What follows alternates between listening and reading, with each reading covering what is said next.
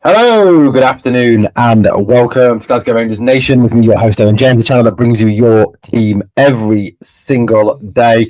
Well, look, we're going to talk a little bit of what is going on at the club at this moment in time. It is back to proper football now, guys. We are back on the beat towards actually playing a proper game on Saturday against Dundee United at, I think it's 3 o'clock, isn't it? 3 o'clock kickoff, bloody hell. 3 o'clock kickoff, whatever next. Afternoon, D1. EMA, hope you're doing well, buddy.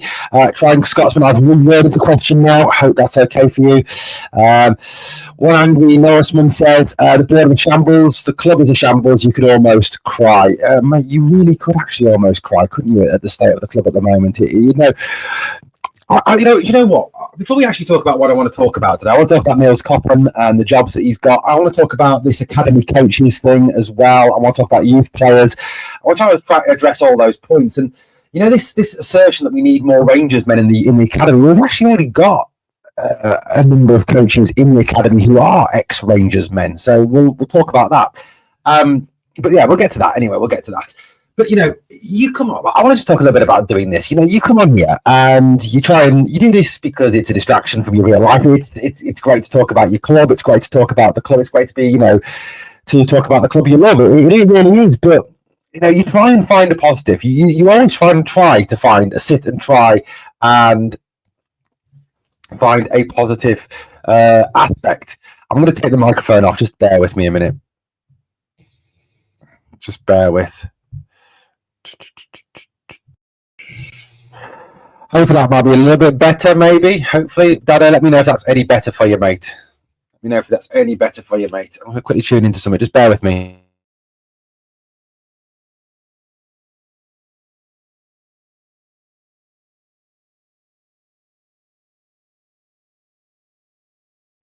Right, is that any better? Let me know how the microphone sounds with that one. Let me know how it's going. If not, I'm going to come up with a new plan.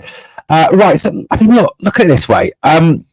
Yeah, you try and find some way of looking positively on the situation. You genuinely do, and you try and look for, you know, the silver lining to a cloud, don't you? But sometimes it's really hard. It genuinely is really hard. And with the club in the state that it's in the moment, and you know, the fact that we've got no CEO, we've got no chairman, we've got no academy director, we've got a temporary one, we've got, you know, nobody doing what we need the club to be doing. We've got no one moving the club forward in an effective manner. It really is quite worrying from that aspect. It really genuinely is. So I genuinely don't know what to say. You know, I'd love to kind of try and be more positive about the situation. I really would.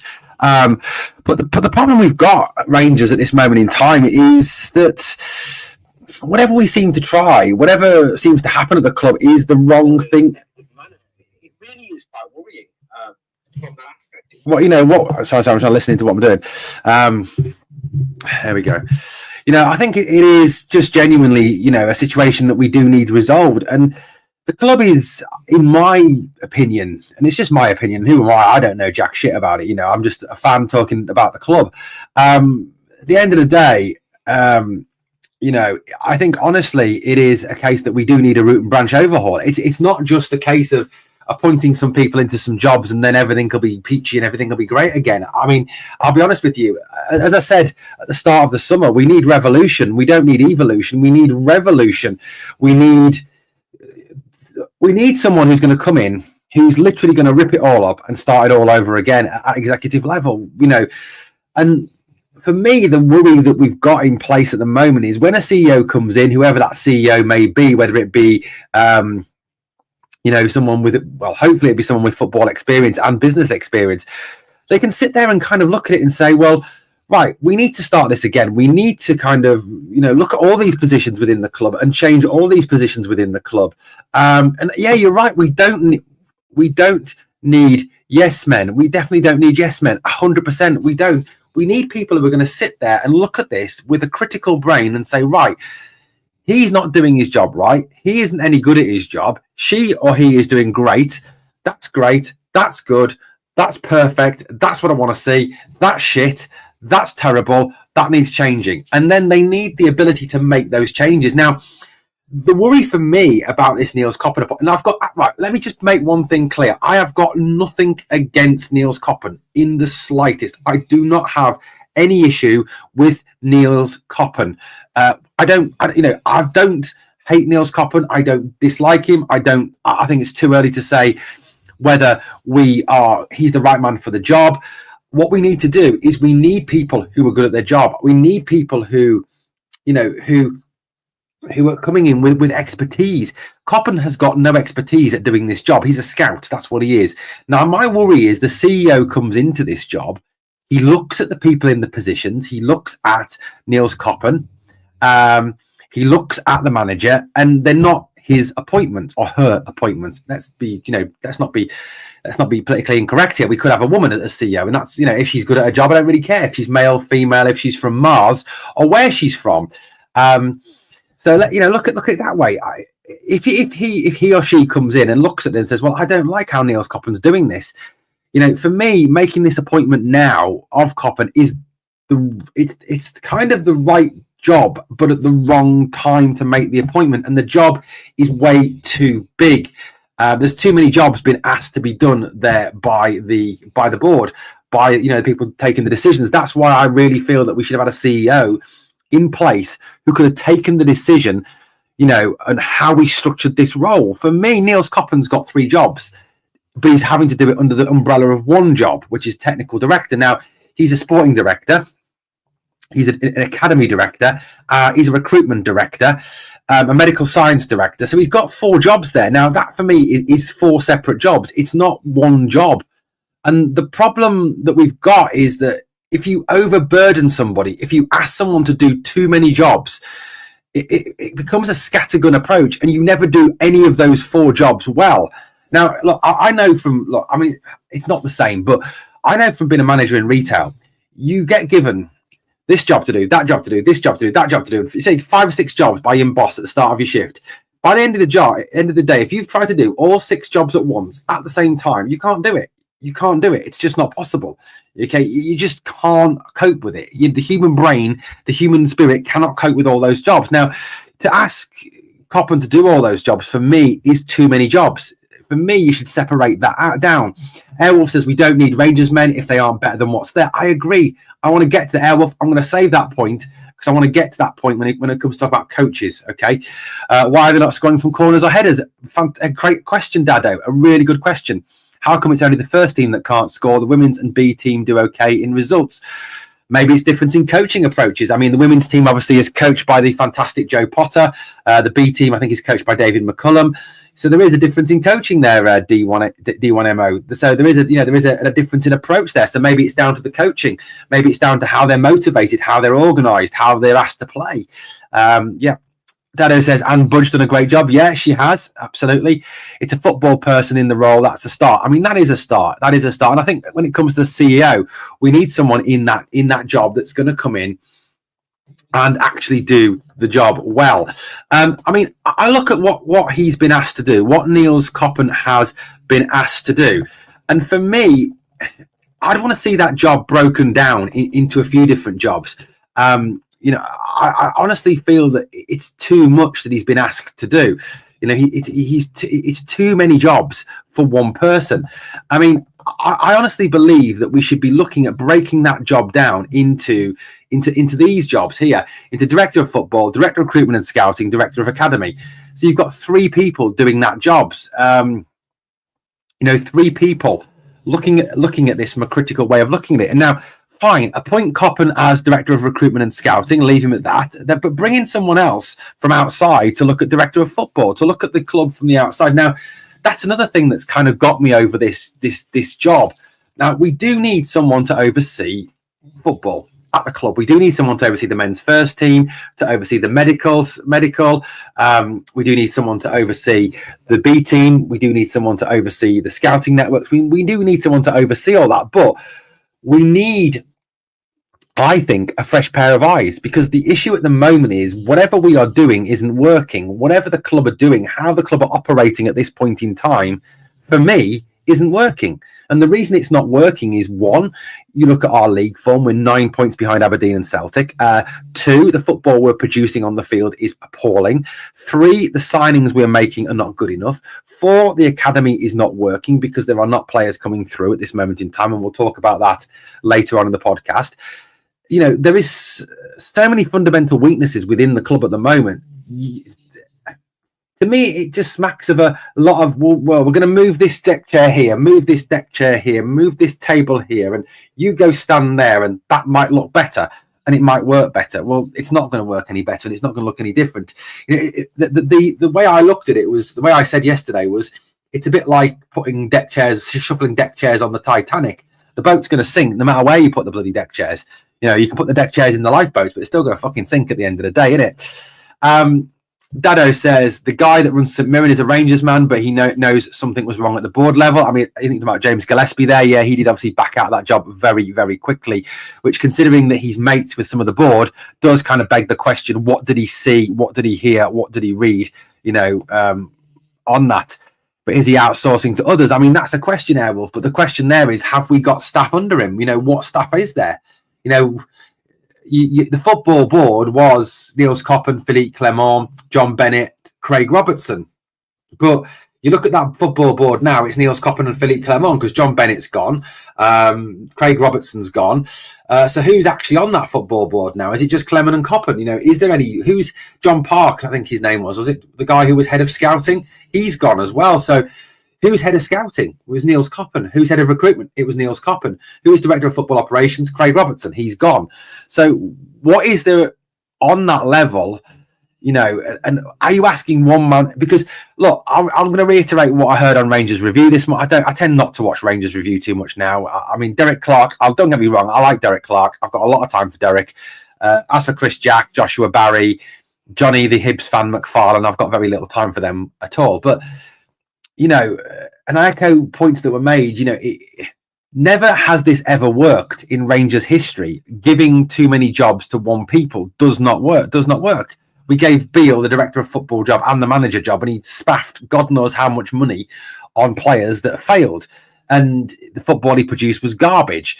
We let John Bennett be CEO, chairman, and run the club, and we had the stadium debacle. We had the signings over the summer that didn't work out, and then it made him ill.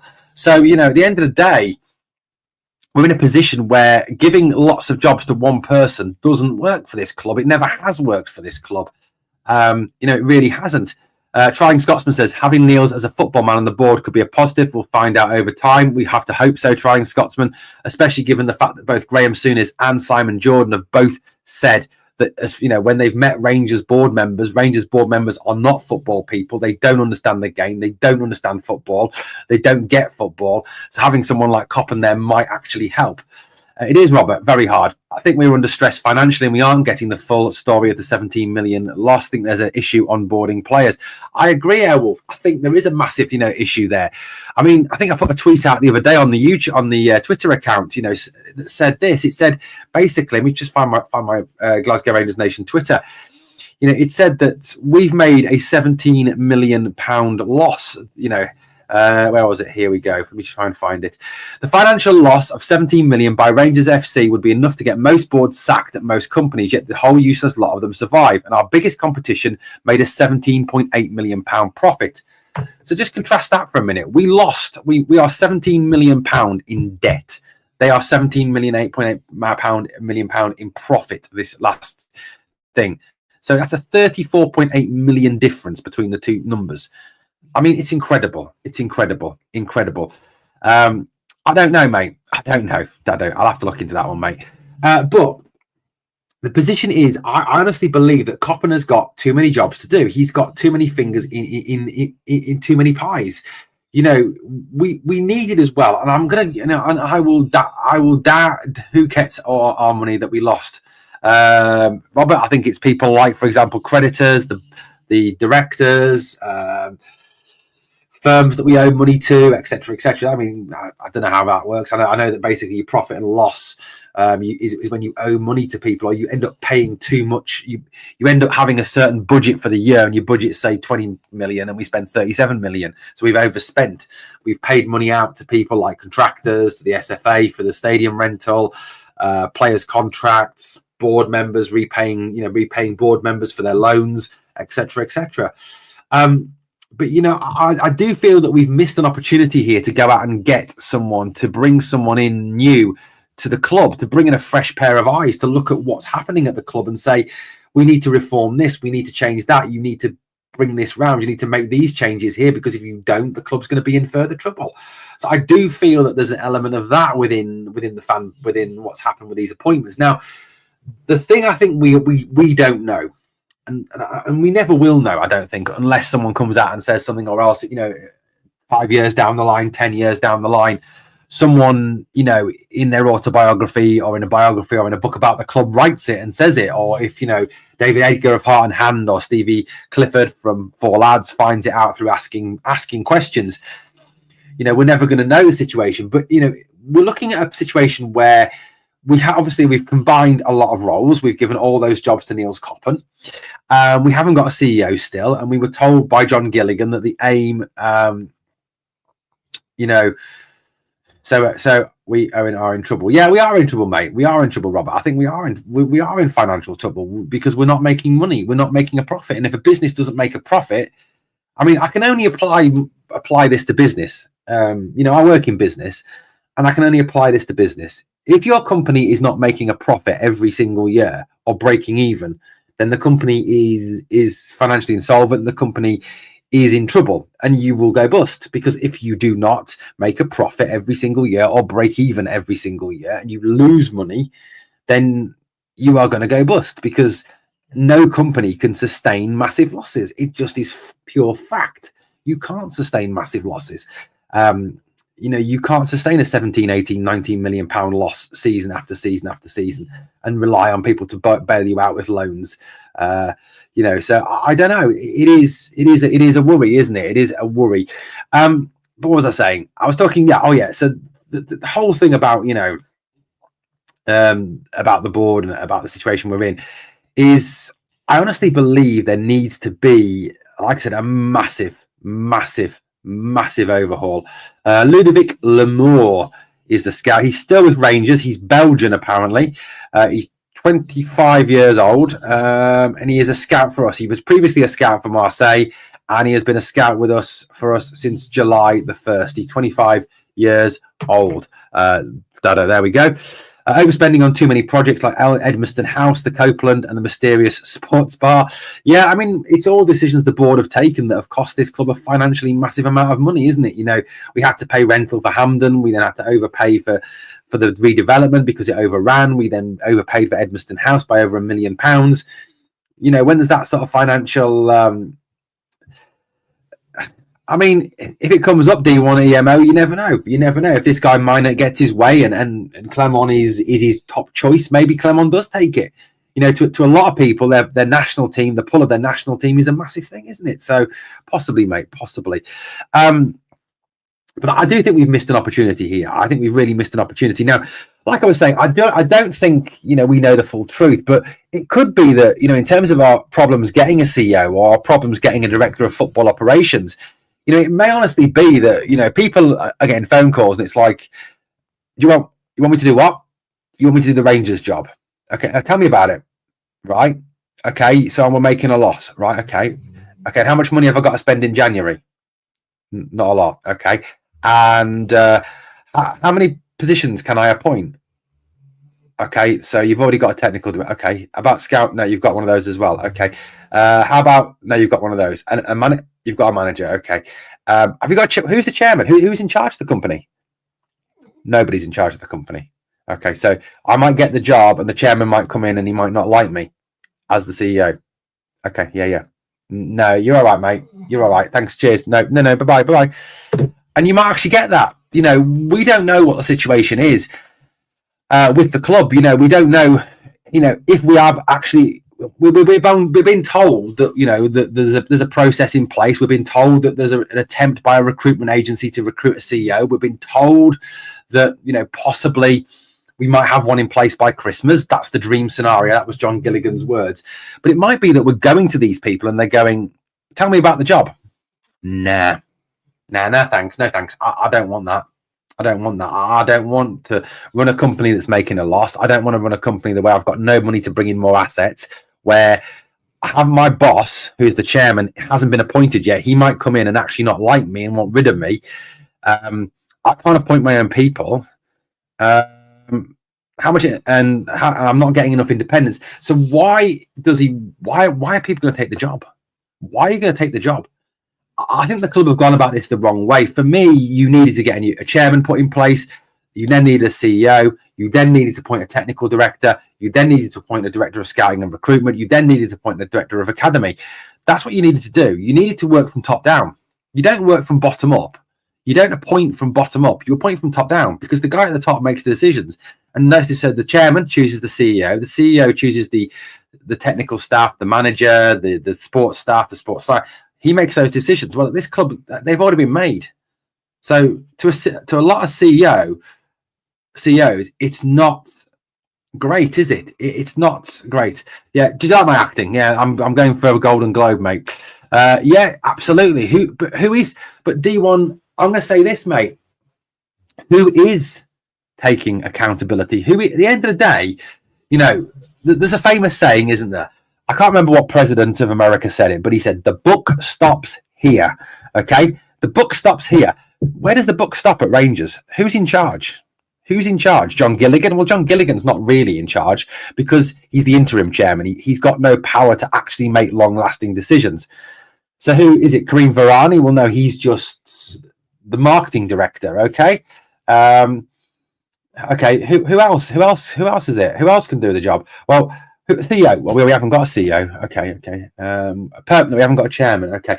Have we got a majority shareholder? Have we got someone who owns over 50% of the club? No, we haven't got someone who owns over 50% of the club. They all own minor shareholdings. Okay. So who's taking the decisions? Who makes the choices? Who makes the big decisions at the club? There's nobody here. There is no one there to make a majority decision, and that's part of the problem at this football club. There isn't anyone at the top who has got a clear vision to say, right, this is where the club needs to go. This is how we're going to get here. This is the people that we need in place. This is what we need to spend, and this is how we get there. What we need is someone to come in like a new CEO and sit there and say, right, okay, I'm in charge. I make the decisions. Right, he's gone because he's not doing his job. He's not up to the job. He's gone. Right, he's my man. He comes in and does the job. Right, we now need £10 million or £15 million for player X, player Y, player Z to improve the squad. Right, that's done. Okay, now I need to get some extra income revenue streams. I need to attract sponsorship for this, sponsorship for that, sponsorship for this. I need to sell the rights to that. Okay, right. Now we need to sort the TV deals out. Now we go outside of the SPL. We talk to other TV stations. We talk to worldwide TV stations. We do other deals. We do radio deals. We do internet deals. We do all these deals. We bring in extra money. But there's no one doing that. There is no one doing that. Also, the CEO needs to look at it in terms of, right, well, I need someone to come in, and I need some extra investment. I need some new investors. Right. Who can I contact? Who can I call? Who's interested in buying into a football club? Who wants to put money into a club? Right. Okay. So there's this group in America. There's this group in China. There's this group in England. There's this group in Scotland. Right. Let's talk to them. Let's talk to them. What do they want? How do we do it? How do we get this deal done? How do we bring them into the club? How do we make this attractive for them to come into the club? And the problem is, at the moment, there's no one doing that. And the club is, and I think, where's it gone here? Joe says the ship is rudderless. Absolutely. Yeah, best in class. Absolutely. Koppen vision, more like fucking Chuckle vision. Love that. Ex-Coventry manager is looking for a job. Mark Robbins, that is. Don't rate him, mate. Should have been whining and dining Tony Bloom. Koppen only saying this to keep fans sweet is all BS. Ali Quinn, we're going to get onto the whole situation. I think you're referring to there, Ali. I mean, personally, if I look, I'm not qualified to be a CEO. I mean, I'm not saying that. But if they gave me the job, the first thing I would do as CEO would be to, first of all, get rid of Philippe Clement. get rid of him, sack him, okay? Find the money somehow through cost savings, through sponsorship, through whatever, to get rid of him. I'd get rid of him and all his staff. I'd then go out and get Ruud van Nistelrooy as the manager. That's where I'd go. I'd go to Ruud. I'd say, Ruud, you did well at PSV Eindhoven. You finished second in the Eredivisie. You won the Dutch Cup. You turned Man United round to some extent. There's a 1 year rolling contract. There's a 1 year rolling contract, okay? Not a 5 year contract, not a 4 year contract, because, sorry, mate, that's not how big clubs work. Pep Guardiola is on a 1 year rolling contract, okay? Pep Guardiola is on a 1 year rolling contract, okay? Now, if Pep Guardiola is taking a 1 year rolling contract, then surely you can get someone in like Ruud van Nistelrooy, 1 year rolling contract. Okay, so then I'd get that done, right? I then obviously look at how we can secure loan funds for redevelopment of the squad. I then look at negotiating new TV deals with foreign companies to bring in obviously to address foreign fan bases. So deals with American companies, deal with Australian companies, deals outside of the SPL remit. I'd look at selling naming rights, bringing in extra sponsorships, of looking at who wants to get involved. I'd then speak to investors. How can we get investors involved? How can I interest the likes of Tony Bloom? How can I interest the likes of the Scottish whiskey guy whose name escapes me at the moment? How can I get those people coming in? You know, that's what you need to do, and that's how you need to sort this out. Dado says we've turned into Forest of the 90s. We have. Boot Tav in the balls. I mean, yeah, I'd sell Tav straight away. Some in the Rangers, if you want Steve Davis as CEO, I mean, that's not going to work. The guy's got no experience. With the Belgian rumours going about, I'm surprised this board hasn't given him another extension. Yeah, good point. I'm no sports guru, but how many other clubs other than Sunday's league size do what we do? Make Rangers great again. I think the problem is we are being run like a Sunday league team. We are being run like some two-bob Sunday league team. That is the big problem, mate. That is the big problem. Worst thing is it's going to be hard to change without money and strong leadership. And I think, Joe, the biggest thing that we are missing, forget money for a minute, because money's important, don't get me wrong, but the strong leadership at the top that can bring in money, that can bring in finance, that can change things, that can get the trading model going is not there. Now, the trading model will work if you improve your players, but the thing is, that Clement isn't improving the players. If you look at the young players we've brought in this summer, how many of them can you honestly say are worth more than what we paid for them? Okay. Connor Barron, because we didn't pay anything. Well, we did. We paid a tribunal fee, which still hasn't been agreed yet. Hjefte, yeah, I'd say you'd probably get more than 800,000 for Hjefte. But the big hopes, the big money players, the players that we paid £3, £4, £5 million for, the ones that you believe that, 18 months down the line are going to be worth 15, 20, 25 million, look worse. Oscar Cortez, is he worth any more than 4.5 million now? No, because he's injured constantly. Is Mo Diamande worth any more than 5 million? No, because he looks poor at the moment. Is Hamza Igman worth more than 1.5 million or 2.5 million, whatever it was we paid for him? No, because he never plays. So how are we going to get more money in if we're not improving these players? And I'm not expecting to see the finished article within 3 months. I know that's not going to happen. You're not going to see a perfect Diamande in 10 months. You're not going to see a perfect Cortez in 7 months. You're not going to see a perfect Igman in 3 months. I don't get that, but I'm not saying that. What I'm saying is, are we seeing any upward trajectory on their career? Is there any improvement in those players over the last 3, 8, 10 months? Well, I would suggest that Diamande's actually got worse since he's come to the club. Cortez is always injured. Hamza hasn't improved because he never plays, so we never get to see him improve. And he's never going to improve by sitting and getting what they're called, splinters in his arse on the bench, is he? Ali Quinn says, always stick to 1 year rolling contracts. That's what big clubs do in case it doesn't work out. Embarrassing. Agreed. Man United, Ran United FC, Scotland United. Surely Ali McCoy knows a few Rangers men. We defo need a new takeover. That's why I agree. We do need a new one. Yeah. We did get Alex Ferguson in here, up here at East Scotland, now worth a man. Alex Ferguson, look, he's a Rangers man. He's a Rangers fan. Why not get him involved in an ambassadorial role, some sort of consultancy role? That guy was involved with Manchester United. You don't work for Manchester United for 30 years and not pick up something. We need people, absolutely. Not backing Gerrard after 55, started this spiral of failure. Absolutely agreed 100% on that one, mate. Ali Quinn says, not going to happen, Australia Wolf. We didn't do friendlies with that smelly mob. Agreed. I mean, look, the issue is, you know, it is, we do need a new way of working. We do need a new direction within the club. That's just standard, isn't it? That's just standard. Dado says, Nicky Walker, turnover is 20 million a year. He's a Rangers man. Well, there you go. That is possible. You know, these are the people that you need to be speaking to. But the issue we've got at the club at the moment is there's nobody who can be speaking to these people. The issue is also going to be shifting some of these shareholders as well. You know, the Parks, you know my feelings on the Parks. I hate Douglas Park. I hate Graham Park. I mean, Graham Park, since his movie career ended, seems to be obsessed with Rangers. Guys, did you know that Graham Park was in a film? Guys, did you know that Graham Park was in a film? In the live chat, let me know if you know what film Graham Park was in. Okay, and what part he played. Let me know. Afternoon, Owen and chat. Afternoon, mate. How you doing? Right. So where we're up to? Yeah. So look, you know, there is a lack of direction at the top, and we do need a direction at the top. Now, one of the things I want to talk about is what Nils Koppen said about bringing in Rangers men. Yes, it was. Trying Scotsman, you've got it right. Return of the Jedi. It was Sterling. Yeah, that's a good point, Dado. Sterling will be worth more. But Dado, question: who signed Dujon Sterling? Who signed Dujon Sterling? Was it Nils Koppen? Was it Philippe Clement? Who signed Dujon Sterling? Question. I'm not right. What? No way. No way. D wanted to joke. He wasn't really Return the Jedi. Yeah, it was Beale. Yeah, it was Beale. Beale signed Sterling. Beale signed Sterling. Yeah, the joke. Sorry, I'll get away from that. The joke is, mate, that Graham Park played Jabba the Hutt in Return of the Jedi.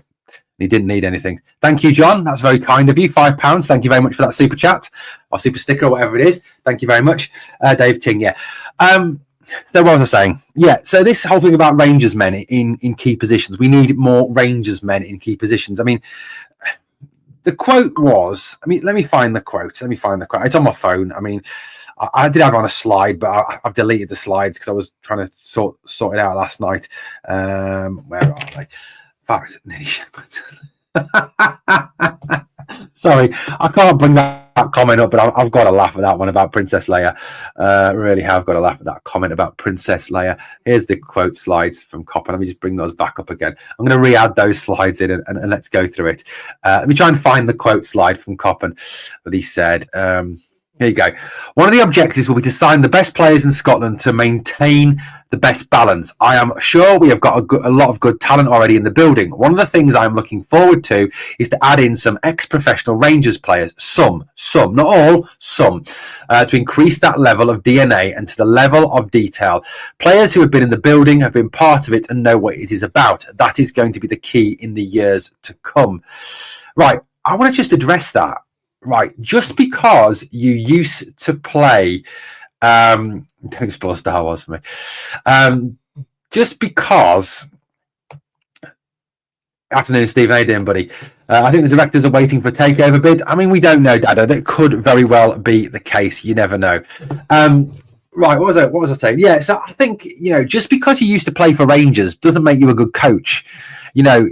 And the problem is, if you bring in someone who is a pretty awful coach and a pretty awful motivator, then you actually do more damage than good. You actually do more damage than good for these young players. Now, at the moment, the academy is or isn't working, depending on, you know, depending on your view. I mean, I actually, to be honest with you, I actually think it's really hard to say whether the academy is working or the academy isn't working because we don't give the academy a chance to work, because we never get to see these young players play because they don't use them.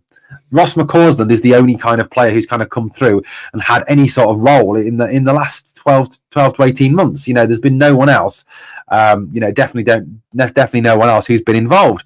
So the pressure, you know, in terms of whether the academy works, I don't think is fair because we don't know whether the academy works because these players are not being given a chance. Now, are they not being given a chance because the manager thinks they're not good enough? Or are they not being given a chance because the manager doesn't trust them? Or are they not being given a chance because the manager's just fucking clueless? I mean, what is it? What is it? That's a great question. I don't know. I don't think he can, Joe. It doesn't work. Now, if I look for a minute at, these young players that are either from the academy or at the club at the moment, then how do we know whether any of these work? D1, that's a brilliant point. Now, you look at Manchester City, Phil Foden, Rico Lewis, all players who've come in and had a success. You look at Liverpool, Curtis Jones, Trent Alexander-Arnold, Ben Doak. You look at Arsenal, Bukayo Saka, Eddie Nketiah, who's got the Crystal Palace now. You look at Manchester United, Kobe Mainoo, players like that.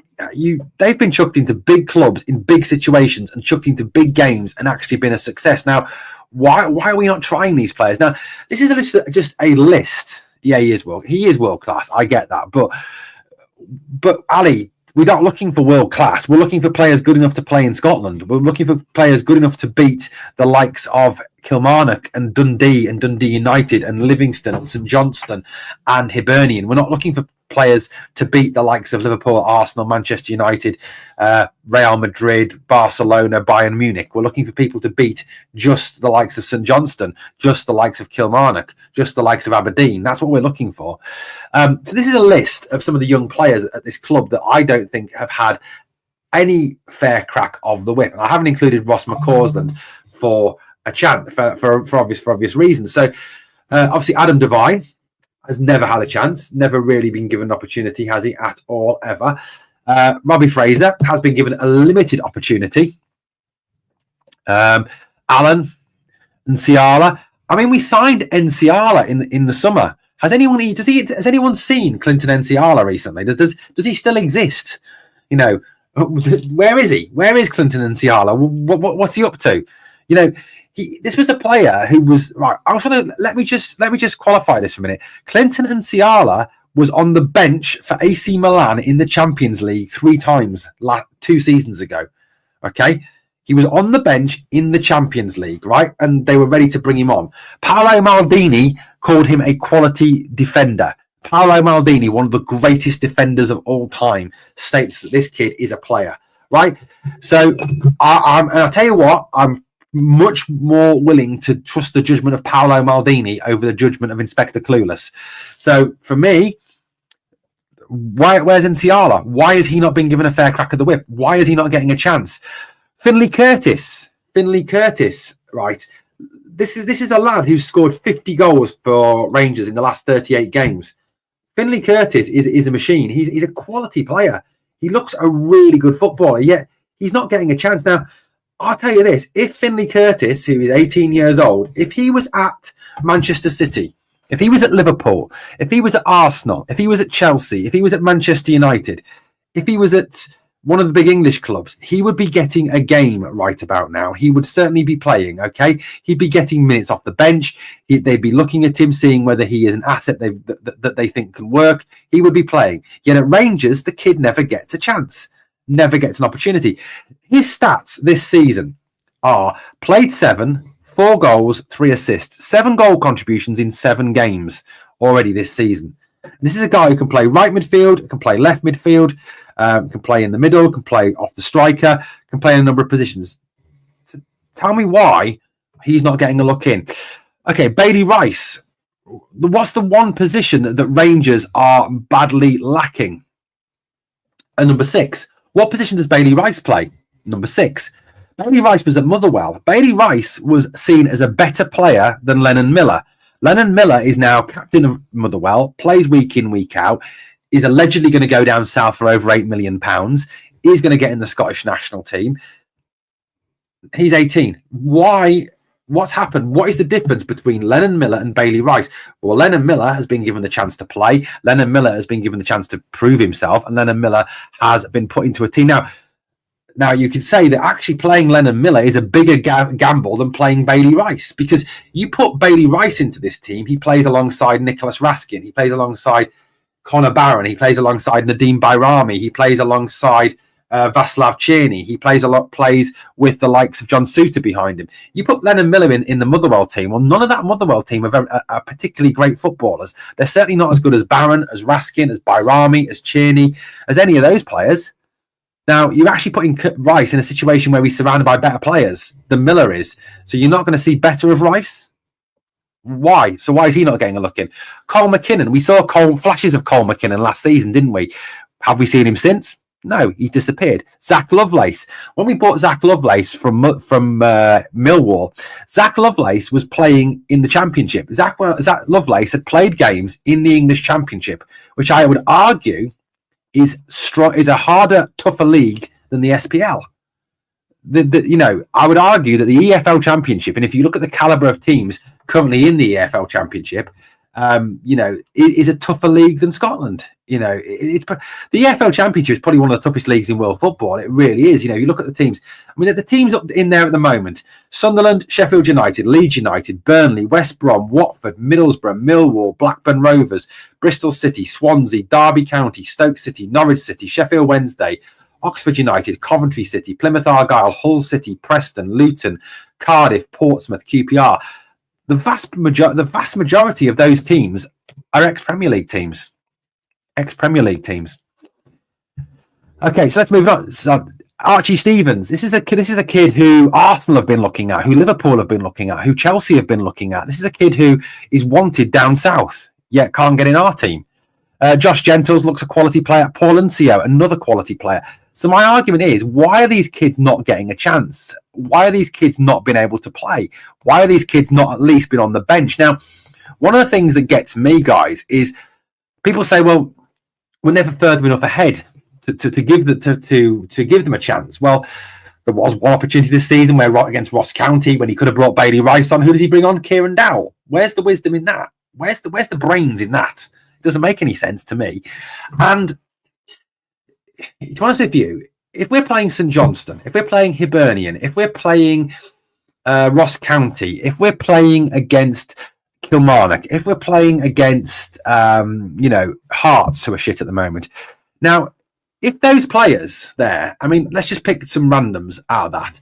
Let's say Robbie Fraser, Bailey Rice, and Zach Lovelace, right? Those three. If those three aren't good enough to do it against St Johnstone, aren't good enough to do it against Ross County, aren't good enough to do it against Hibernian, then they're never going to be good enough. They're never going to be good enough. And I don't get the whole we have to be 3-0 up, 4-0 up for them to come on. That makes no sense. It makes no sense at all. Start them. Bring them on with half an hour to go. Give them a chance to play. Because like I said, if you can't do it against St Johnstone, and you can't do it against Kilmarnock, and you can't do it against Hibernian, and you can't do it against Ross County, then I'm sorry, you're never going to be good enough for Rangers. Because you've got to be able to do it against Celtic and Aberdeen and in Europe against some of the top European sides. But if you can't do it against some of the really shit teams in Scotland, I think we forget just how bad some of the teams in Scotland are, then you're never going to make it. And that's definitely a worry, isn't it? Let's go through some comments here from you guys.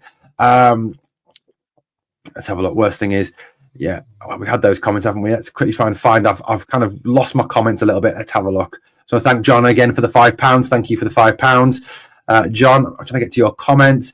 Here we go. Robert says, Dave King is a golfer with the rich sad over the hill. Bob Mob, give us 1970s loyalists to get back to heaven songs. Back then, the football works. Here would be World Cup. Yeah, Arnold's a right back that can't defend. Gentles is a good wee player. He is absolutely. Rice is more than good enough for the. Yeah, Bailey Rice. I don't get why Bailey Rice doesn't get a chance. Bailey Rice, didn't he? He played this. When Michael Beale was manager, Michael Beale used him against Livy, and he looked a good player. I'd rather a few youngsters get played than some of the wasters that we have. CJ, that's a great point, because I'll be honest with you, who's going to give more who's going to give more heart? Who's going to give more battle, more fight? Bailey Rice, Cole McKinnon, Kieran Dowell? Who's going to have more of a go? Is that Lovelace or Cyril Dessers? Who's going to have more of a, I want to keep my place in the team, Rid van Yilmaz or Robbie Fraser? No, interesting questions. Barry Ferguson can't keep his mouth shut, talks to the Daily Rebel and the Evening Times. Clement and his not ready BS, agreed. Uncio is the only one I'd rate to make it out of all of them. Uncio is a very good player. I've watched him play. He'd be worth 30 million now if he has. Yeah, Airwolf Liverpool were throwing kids into the cup final. They did. Last year, I mean, let me try and Google it and try and find it. I don't know if I will be able to find it, but yeah, the Carabao Cup last year. Carabao Cup. What was it last year? It was 24, wasn't it? Final 24. It was 1-0 to Liverpool. Liverpool's team against Chelsea in the Carabao Cup. Let me see if I can find it on here. Here we go. Okay, here was their team, right? Harvey Elliott, young youth player. Connor Bradley, youth player. Keen Kelleher, I can't say his name. Keen Kelleher, whatever he's called, youth player. Okay. Their bench, the substitutions they made, right? Here's the substitutions. Jarell Quansah, youth player. Bobby Clark, youth player. James McConnell, youth player. Jayden Danns, youth player. Trey Nioni, youth player. Lewis Kumas, youth player. They won a cup in England, beating a team worth over £1 billion by playing kids. We won't play youngsters when we have all these seniors on decent money. Beale says Rice was ready a year ago. He was. You know, Sidney Devine was so proud to hear he got a Rangers contract. Bloody came on sabotaging us. Arland for getting players ready. Ockenhowie is not good at English, is a waste of time. The lads, yeah, absolutely, all the young lads. To be fair, if the cup final goes belly up, Klopp has credit in the bank. Clermont hasn't. I'm not saying play them in the cup final, Airwolf. I'm not saying for a minute we played them against Celtic in the cup final, but you know, why are we not giving Bailey Rice a game against Dundee? Why are we not giving Zach Lovelace or Finlay Curtis a game against St Johnstone? Like I said, I think we forget how shit these teams genuinely are. And like I said, I'm going to repeat this and I'll die on this hill. If you can't, as a young player, if you can't cope against St Johnstone or Hibernian, you're never going to make it. You're never going to make it. Now, this comment that he made about, I want to get back to this comment about bringing in Rangers men to the academies. Now, look, if it's people like Stephen Davis, I've got no issue with that. I think Stephen Davis would be an excellent appointment into the academy. Okay, I would actually give Stephen Davis the academy director's job. I think that would be a good role for him. I really wouldn't. But I don't see that as a problem. But what I do see as a problem is this obsession with just because they used to play with Rangers will make everything all right again and everything will be magic. And suddenly, if we stick 5 or 6 Rangers men into the academy, suddenly everything turns around and these players understand how to play for Rangers, understand the DNA of Rangers, understand what it is to play for the first team, understand what it is to play at Ibrox, understand what it is to play against Celtic, understand what it is to play in European football for Rangers, understand the fans. Just because Barry Ferguson's spoken to you or just because Kevin Thompson's spoken to you, I'm sorry, that doesn't cut it. You've got to be a good coach. And to be honest with you, I don't give a shit if the academy coaches are ex-Rangers, ex-Celtic, ex-Aberdeen, ex-Liverpool, ex-Manchester United, ex-Ajax, ex-Panathinaikos, ex-Red Bulls New York, ex-Sporting Guadalajara, ex-Dog and Duck, as long as they are good coaches who improve the team and improve players. Good coaches improve players. Good coaches make players better. That's what good coaches do. And surely any academy coach has to be someone who improves that kid, makes that kid get better, makes him, achieve his potential. Now, at this moment in time, I did some research before I came on air. At this moment in time, Stephen Smith, Jonathan Johansson, and Lewis McLeod are all Rangers academy coaches. Okay, what do all three of those guys have in common? What do Stephen Smith, Jonathan Johansson, and Lewis McLeod, who are all academy coaches, have in common? Let me know. What do they all have in common? What is it they have in common? Because I think it's quite obvious what they all have in common. What is it that Stephen Smith, Jonathan Johansson, and Lewis McLeod all have in common? They're all involved with Rangers Academy at this moment in time. Okay. Fit wives. No, it's not fit wives. Good comment, CJ and I like that. Fit wife. I don't know. I'll have a look. Maybe they do have really fit wife. I don't know. Does Jonathan Johansson have a fit wife? Right. Stephen Smith is the under-18s head coach. Jonathan Johansson is the under-18s assistant head coach. Lewis McLeod is the under-14s head coach. Yep, they all play for us. Correct. Stephen Smith made 26 appearances, scored 2 goals as a left-back for Rangers. Jonathan Johansson made 71 appearances, scoring 25 goals for Rangers.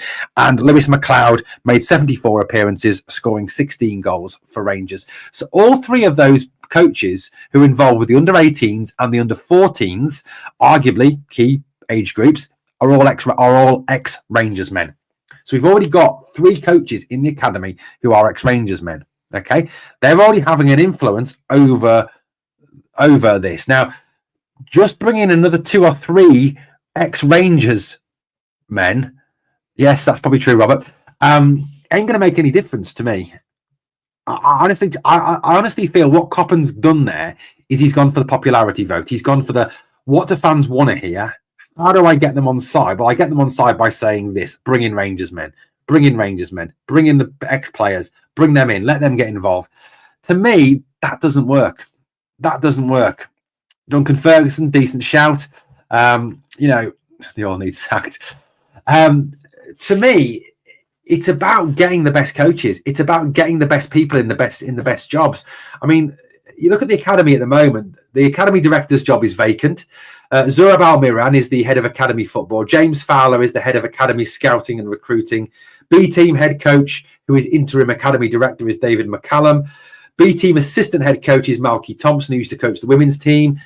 Under 18s coach is Stephen Smith. Under 18s assistant coach is Jonathan Johansson. Lead performance coach is Liam Ross. Lead youth development phase and Beauclair Academy coach is Greg Statt.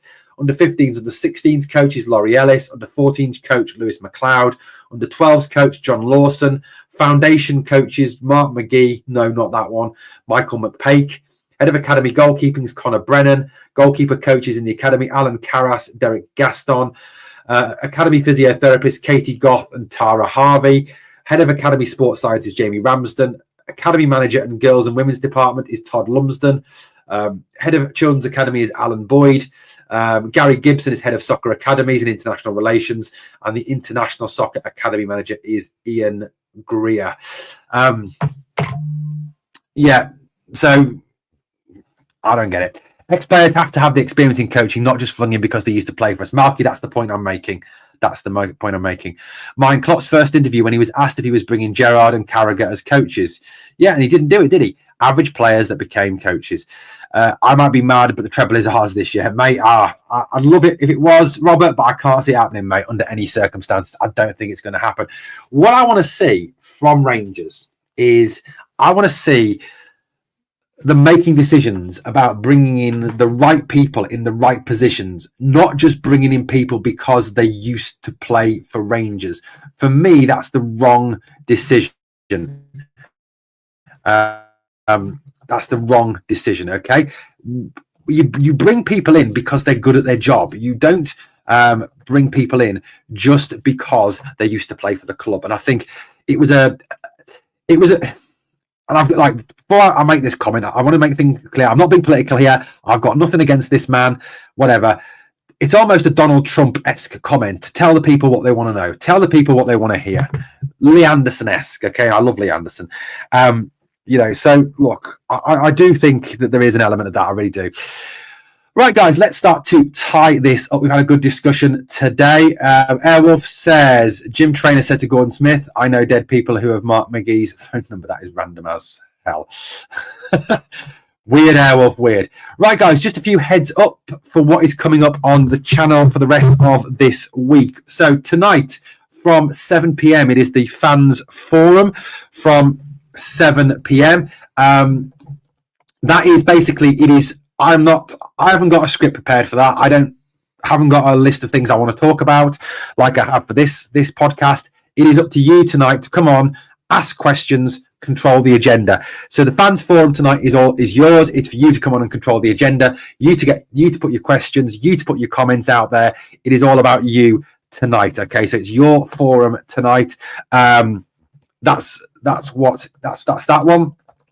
Okay, so that's the podcast tonight at 7:00 here on YouTube. Come and join me for that. What else have we got coming up? We've got the preview pod coming up tomorrow at 1:30, where we're looking ahead to the Dundee United game. And then tomorrow night, at 9 p.m. Late Night Rangers, No More Mistakes podcast. That is coming up at 9 p.m. tomorrow. So please come and join us for that. RFC 72 says, every major club put ex-players in the academy coaching to learn. Gerrard at Liverpool, Carrick, McKenna, United, Wilshere, Arsenal, for example. Yeah, RFC 72, I'm not saying that we don't put ex-players in the academy. What I'm saying is we put them in the academy if they're good at their job. Steven Gerrard, I think, has proven that he is good at his job. Michael Carrick has proven that he is good at his job. He's done a good job with Middles, but Kieran McKenna, who is now the manager of Ipswich, took Ipswich from League One to the Championship to the Premiership, has proven that he is good at his job. Jack Wilshere, I'm not so sure on. We have, like I said, we've got Stephen Smith, JJ, and Lewis McLeod in the academy. I'm not for a minute saying RFC 72 we don't put academy ex-Rangers players into the academy if they're good at their job. I mean, I'll be honest with you, mate. One person I would like to see involved with the academy is Kevin Thompson. Kevin Thompson is an excellent coach. He's a brilliant coach. I would love to see Kevin Thompson brought into the academy structure. I think he would be brilliant. Even as academy director, I think Kevin Thompson would be brilliant. So for me, I'd like to see that. I really, really would. Right, guys, thank you for joining me this afternoon for the pod. You put them in to learn. That's the point. They all had no experience when they first went into the academies. True. But that's fair enough. But what I'm saying is we don't just put people in just for the sake of it. We don't just go and... There are people out there, RFC 72, who have proven already that they are decent coaches. You know, Kevin Thompson, Stephen Davis is a good coach. I think Stephen Davis did a solid job as Rangers manager. Not brilliant, not outstanding. And I think he did the job with one arm tied behind his back. But Stephen Davis is certainly someone I would look at. Like I said, Kevin Thompson, Stephen Davis, I would certainly see, as being good additions to our academy. What I'm saying is RFC 72, you've got to have a due diligence there to look over these people and say, are they actually going to have the ability to coach? Have they got the patience to coach? Have they got the mental intelligence to coach? To be a good coach, before you actually get into it, you've got to have a sporting intelligence. You've got to have an ability to know how to talk to people, how to motivate people, how to get people to do what you want them to do. And you can tell that from talking to people, whether they can do that or not. I've coached at a youth level. Okay, I coached at a youth level for 10 years. Okay, for 10 years, I coached kids between the ages of 11 and 16. And during that time, I went into it with basic qualifications in coaching, with my FA coaching qualifications, but I had a background in teaching and learning and being able to speak to people and being able to talk to people and being able to motivate people and being able to understand people and having an empathy for people. And that helped me massively as a coach. And in the 10 years that I did the job, we won 8 league titles with the team that I coached. The teams that I coached, we won 8 league titles.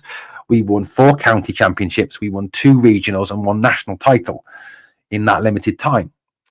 Because even before I went into it, I had a basic level of empathy, ability to communicate, ability to motivate, and ability to understand people. And that's what you need before you just put someone into position, not just because they had played for a certain team or done a certain thing in the past.